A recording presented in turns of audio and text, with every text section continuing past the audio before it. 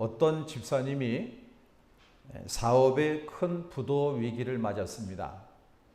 그래서 주변에 있는 사람들에게 도움을 요청했습니다. 좀 도와주십시오. 이 고비만 넘어가면 괜찮을 것 같은데 이 큰 고비를 넘어갈 수 있도록 좀 도와주십시오라고 여러 곳에 좀 도움을 요청했지만 거절을 당했습니다. 아무리 살펴보아도 이 절박한 상황을 넘길 그런 방법이 보이지를 않습니다. 그래서 이 집사님 부부는 21일 특별 작전 기도를 하셨습니다.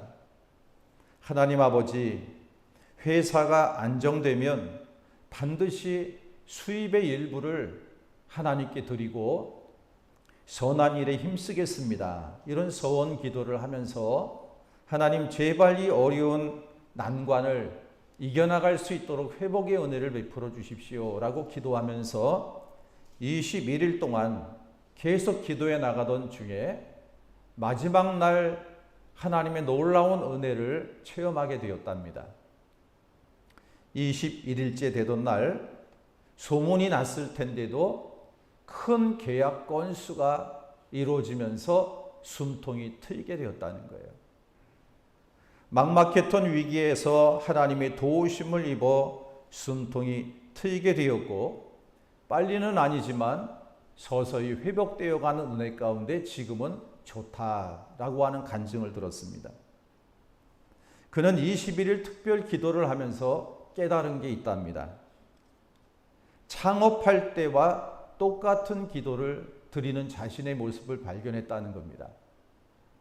10여 년 전에 창업을 할 때 그는 개업 예배를 목사님 모셔 함께 예배를 드리면서 그때 마음에 다짐했던 것이 하나님이 사업을 통해 하나님의 영광을 드러내기를 원하고 수입의 일부를 하나님께 드리며 선한 일에 사용하겠습니다 라고 소원을 했는데 까맣게 잊어버리고 그냥 돈을 많이 벌기 위해서만 달려왔다고 합니다. 그는 무릎을 꿇고 깨달으며 하나님 앞에 한 약속을 잊은 것이 나의 실패의 시작이었구나 라고 고백을 합니다. 그는 다시 서원했던 자리로 돌아와 하나님께 순종하며 회복의 은혜를 받게 되었다고 말씀하고 있습니다. 오늘 이 본문에 나오는 야곱이 그렇습니다. 이 야곱의 행복은 베델에 있어야 행복하고 베델에서 제단을 쌓고 하나님께 영광을 돌리며 살았다면 그것이 축복이었을 것입니다. 그런데 그는 숫곳 그리고 세겜에서 하나님의 약속은 잊고 그는 삶을 미루며 하나님의 집, 이 베델로 올라오기보다는 세상에 또 편리함에 젖어 살았던 자신의 모습을 늦게서야 발견하게 된 것입니다. 야곱이 이 베델의 행복이 있다는 것을 깨닫게 되기까지는 30년 가까이 걸렸다고 하는 것입니다. 20년은 밧단 아람 외삼촌 집 하란에서 깨닫게 되었고 나머지 10년은 돌아오는 길에 숫곳에 머무르게 되었고 세겜에 머무르면서 그는 이것이 평안함이고 이것이 안주하는 삶이었던 것을 그는 그때서는 알지 못했습니다. 오히려 세겜에서 큰 어려움을 겪게 되는 것을 보게 됩니다. 딸 하나가 있던 사랑스러운 딸이 세겜 추장의 아들로부터 겁탈을 당합니다. 이로 인해 이제 아들들이 분노하면서 거짓말을 통해 이 세겜의 남자들을 다 죽이는 복수극이 벌어진 곳이 바로 이 세겜입니다. 이런 과정을 통해서 이 야곱은 가장이었지만은 가장의 영적 권위가 땅에 떨어졌고 그리고 영적인 슬럼프에 빠진 곳이 바로 이 세겜입니다. 그래서 바로 앞장인 창세기 34장은 야곱이 신앙생활에 있어서 가장 다운이 된 영적인 침체에 빠져버린 그런 장이라면 오늘 본문인 이 35장은 침체에서 어떻게 회복되었는가, 회복될 수 있었는가를 보여주는 말씀이 오늘 이 본문의 내용인 것입니다. 우리의 신앙생활도 그렇지 않습니까? 처음 예수님을 믿을 때에는 구원의 은혜가 얼마나 감사한지 두 눈에서 눈물이 흐르고 마음에 평안함이 있고 교회 오는 것이 즐겁고 찬양하고 기도하고 하는 것이 행복하고 모든 것이 감사했습니다. 그런데 우리가 영적으로 무뎌지고 침체에 빠지게 되면 교회에 오기가 싫어지고 기도하거나 성경을 읽는 것도 점점 멀어집니다. 주님의 몸된 교회를 위해서 사역을 또 따라 섬기는 것이 무거운 짐이 되기도 합니다. 영적으로 지쳤고 침체에 빠져드는 그런 모습이라고 볼 수가 있을 것입니다. 우리는 오늘 이 35장 하나님 말씀을 통해서 야곱이 어떻게 영적인 침체에서 회복되어지는 은혜를 입게 되었는가, 이것을 우리가 살펴보면서 하나님 오늘 예배 드리는 이 시간에 우리에게 믿음을 더해 주시고 영적으로 회복시켜 주시고 처음 사랑을 회복시켜 주시고 더욱더 뜨겁게 하나님을 잘 섬기는, 그리고 가정과 삶에 잃었던 것 또 없어져 버린 부분들, 문제 있는 부분들이 회복되어지고 하나님의 은혜로 침체에서 이제는 더욱더 성령 충만한 은혜로 바뀌어지는 놀라운 은혜를 받는 예배가 되기를 우리 주님의 이름으로 간절히 축원합니다.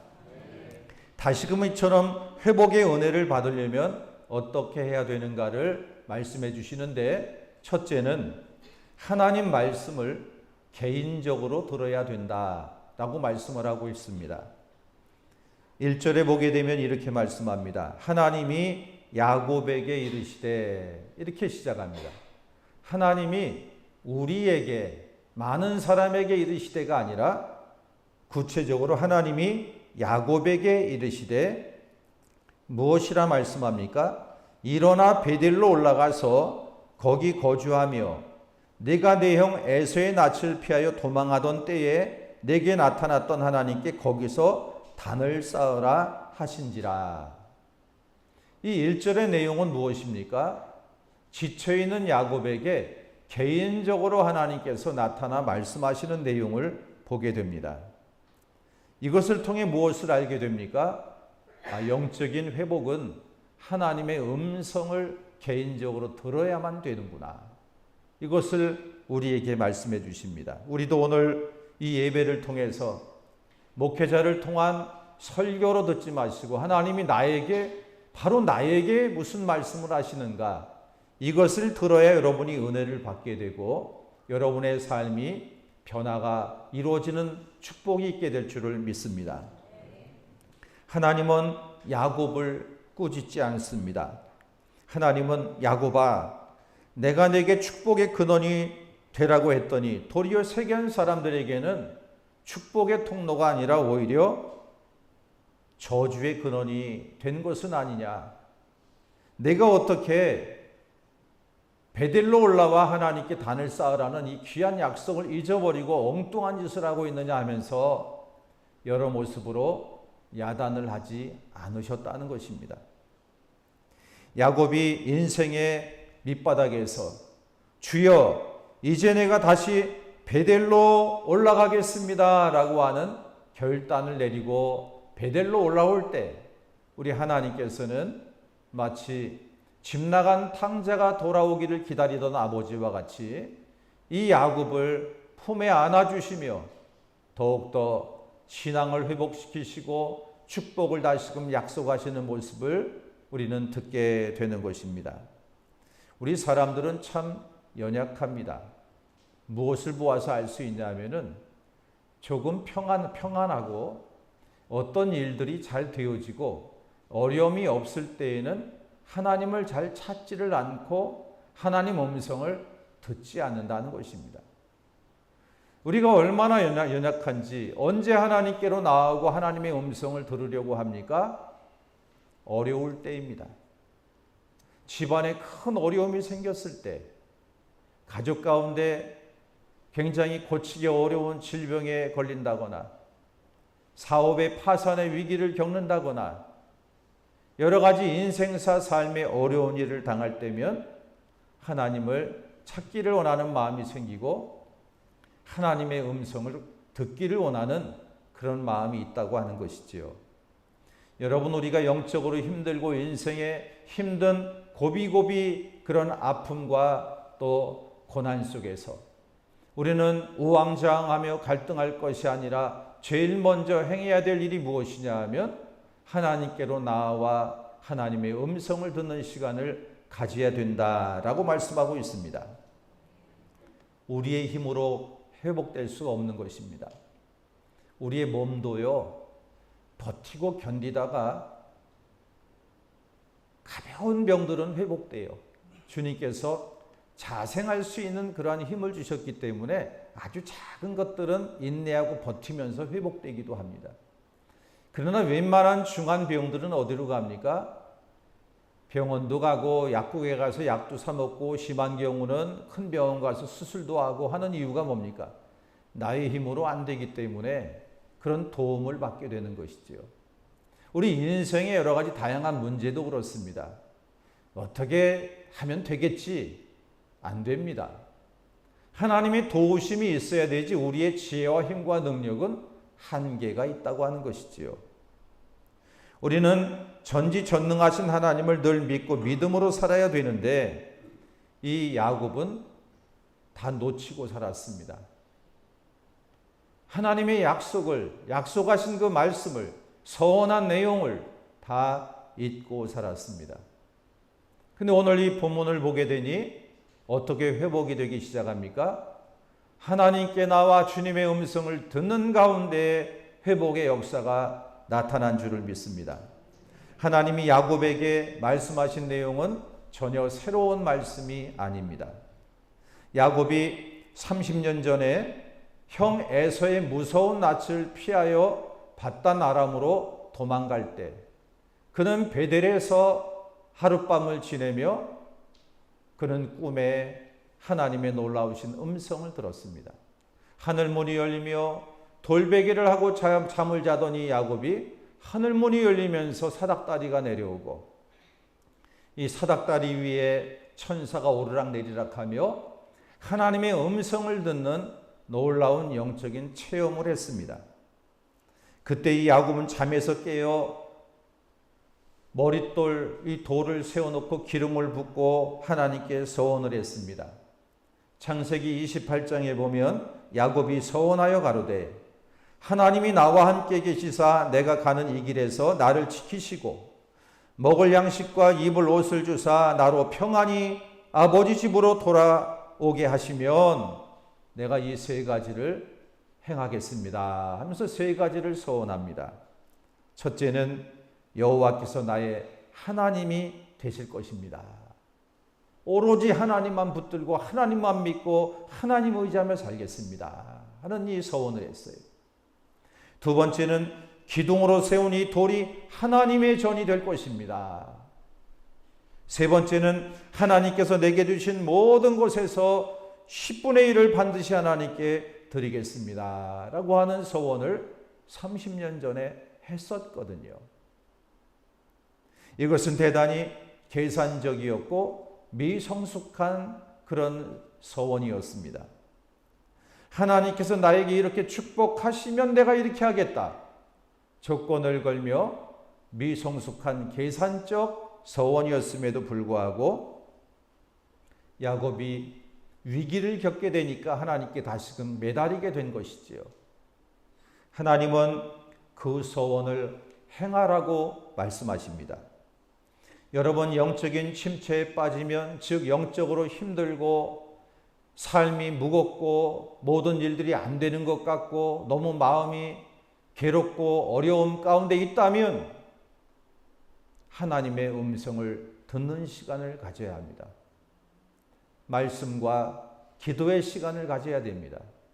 휴대폰도 저 멀리 갖다 놓고 TV도 끄고 사람 만나는 것도 좀 잠시 멀리 하고 하나님께만 집중할 수 있는, 하나님과 독대하는 그런 시간을 통해 하나님이 나에게 어떤 말씀을 하시는지, 내가 지금 어떤 상황 속에 놓여 있는지 하나님 내 힘으로는 할 수 없습니다. 하나님 회복의 은혜를 주시고 우리 가정을 또 나의 앞길을 인도해 달라고 하나님의 음성을 듣는 시간을 반드시 가지실 수 있기를 바랍니다.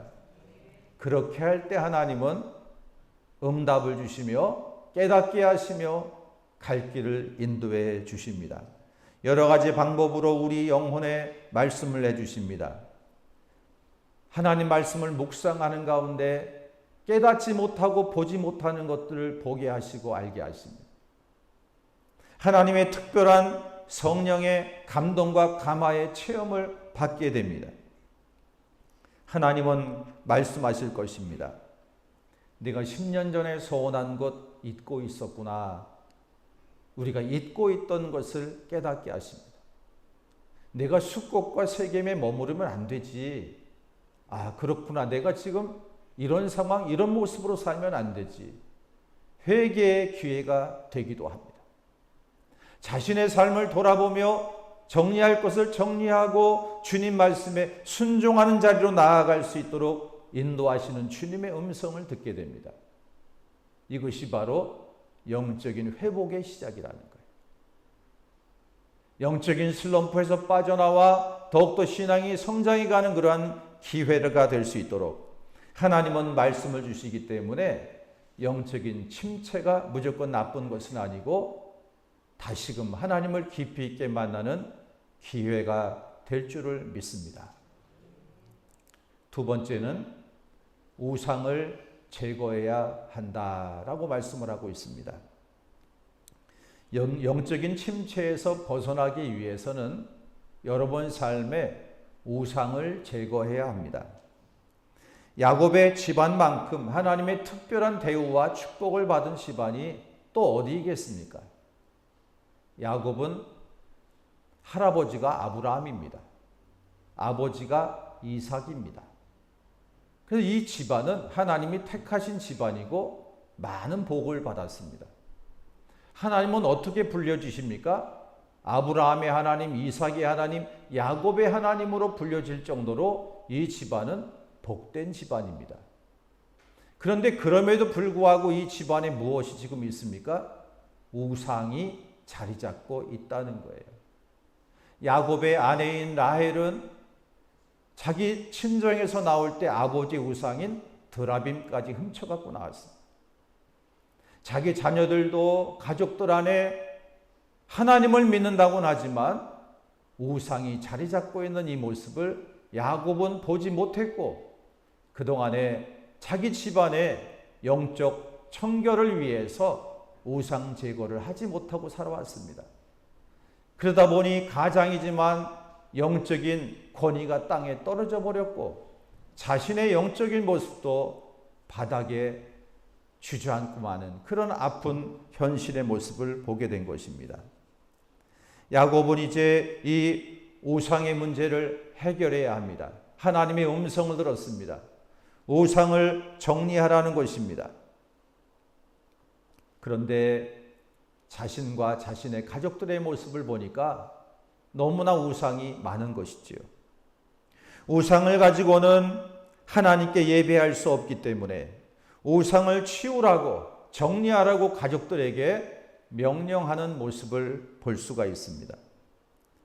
내가 우상을 갖고 있는데 우리 가정이 우상을 갖고 있는데 어떻게 하나님이 축복을 하시겠는가? 그는 깨닫게 된 것입니다. 우리가 잘 아는 유명한 인도의 간디라고 하는 수상이 있습니다. 이 간디에게 어느 날 부모님이 자기 아들을 데리고 왔습니다. 그리고 이 부모님은 아들의 문제를 해결해 주기를 바라면서 이러한 이야기를 하는 것입니다. 간디 수상을 가리켜 이 당시에 친근감을 갖고 있었기 때문에 많은 분들이 선생님이라고 불렀답니다. 간디 선생님, 우리 아들이 밥을 먹지 않습니다. 늘 사탕만 먹습니다. 이 아들을 지금 어떻게 하면 고칠 수 있습니까? 좋은 말씀을 해주시고 이 아이가 고칠 수 있도록 도와주십시오. 그렇게 말을 했더니 이렇게 아들을 지켜보다가 딱 한마디 던지더래요. 보름 있다가 다시 와라. 그래서 좀 이 무슨 말씀인가? 보름 있다가 다시 오라니.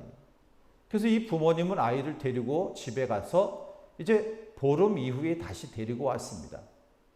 그랬더니 이 아들에게 하는 말이 이제 사탕 먹지 말고 밥 잘 먹어라. 그게 다더라는 거예요. 그래서 이 부모님이 하도 기가 막혀가지고 이게 무슨 치료법입니까? 그렇다면은 보름 전에 말씀하시지 왜 이제 와서 그런 말씀을 하십니까? 그때 이 간디가 말하기를 사실 제가 그때 사탕 먹고 있었습니다. 내가 사탕을 그렇게 즐겨하는데 어떻게 사탕 먹지 말라고 가르칠 수 있겠느냐. 그 이야기를 하는 거예요. 여러분 자녀에게 문제가 있다고 자꾸 그러지 마세요. 부모인 나에게 문제가 있는 거예요. 나는 고치지 않고 자녀에게만 고치라고 말한다면 어찌 그게 변화가 일어날 수 있겠습니까? 야곱이 그것을 깨달은 거예요. 야곱이 하나님만을 전적으로 믿지 않고 있습니다. 가족이 우상을 섬기고 있습니다. 하나님을 믿는다고 하지만 곳곳에 하나님보다 더 사랑하는 것이 너무 많이 있었다고 하는 것이지요. 야곱은 자기 입에 사탕을 제거하고 가족들에게 3가지 명령을 내립니다. 너희 중에 있는 이방 신상을 버려라.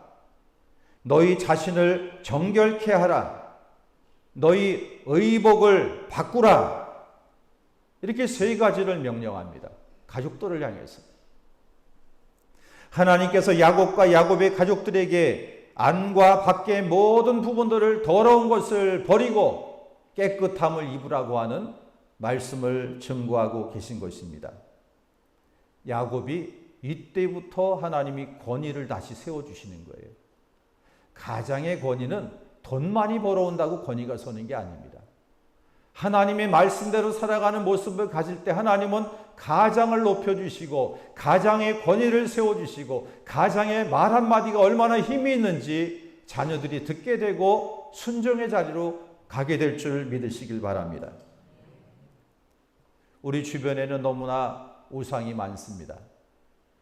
동남아에 있는 그런 나라들을 살펴보면은 눈에 보이는 우상이 그렇게 많습니다. 여러분 중국만 해도 일본만 해도 그렇고요. 베트남, 캄보디아니 뭐 이런 데 가보십시오. 라오스 다 눈에 보이는 우상 천지입니다. 불상천지고 우상 천지예요. 그들이 얼마나 지극정성으로 이 우상을 섬기고 소원을 비는지 몰라요. 그것에 비해서 우리 대한민국을 보면 눈에 보이는 우상은 별로 많지 않습니다. 일부러 찾아가지 않는 한 이 길거리에서 눈으로 볼 때 우상이 별로 보이진 않아요. 그러나 우리 대한민국에는 눈에 안 보이는 우상이 너무 많다는 거예요.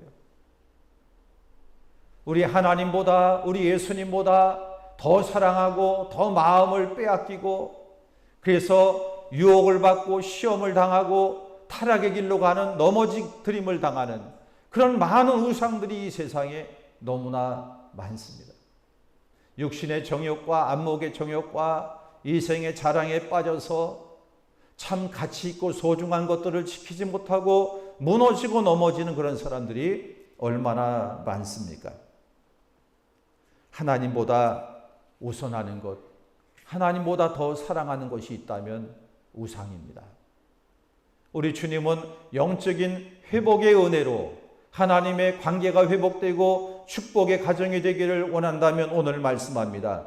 우상을 제거하라 라는 것입니다. 사도 요한은 요한일서 5장 21절에서 자녀들아 너희 자신을 지켜 우상에서 멀리하라 라고 말씀하고 있습니다. 우상을 품고 있는 한 하나님의 축복과 은혜는 잘 오지 않습니다. 여러분 이 우상 섬기는 것은 암세포 같습니다. 죄를 짓게 만들고 나를 더욱더 죽이는 방향으로 나아가는 거예요. 오늘 여러분들이 이 예배를 통해서 혹시 나에게 우리 가정에 하나님의 많은 은혜와 복을 누려야 되는데 우상을 섬기는 부분은 없는가 여러분 살펴보십시오. 그리고 정리하고 버리고 멀리하고 하나님을 가까이 하는 가운데 하나님의 은혜가 여러분 가정에 넘쳐나시기를 주의 이름으로 축복합니다. 이런 우상을 야곱은 다 거두었습니다. 그리고 세겜의 상수리 나무에 밑에다가 다 묻어버렸습니다. 막 금귀거리를 비롯해서 가치로 따지면 돈 되는 것들입니다. 물질적 가치, 이것이 문제가 아니라 다 걷어서 땅속에 묻어버렸습니다. 버리고 어떻게 하느냐? 베델로 올라갔다라고 말씀해주고 있습니다. 끝으로 세 번째는 이처럼 영적인 침체에서 회복의 은혜를 누리려면 하나님이 지금까지 베풀어 주신 은혜를 기억해야 합니다. 우리 따라하겠습니다. 하나님의 은혜를 기억하자. 여러분, 은혜를 늘 기억하고 살아야 됩니다. 과거에 지금까지 살아오며 받은 은혜를 기억하면 감사함이 마음에서 생겨나기 시작합니다. 새로운 힘과 용기를 허락해 주시는 모습을 보게 됩니다. 그래서 이 이스라엘 백성들은 특별히 초막절이 되면 장막절이라고도 하지요. 자기 집이 있어요. 자기 집이 있는데도 앞마당에다가 작은 텐트 초막을 칩니다.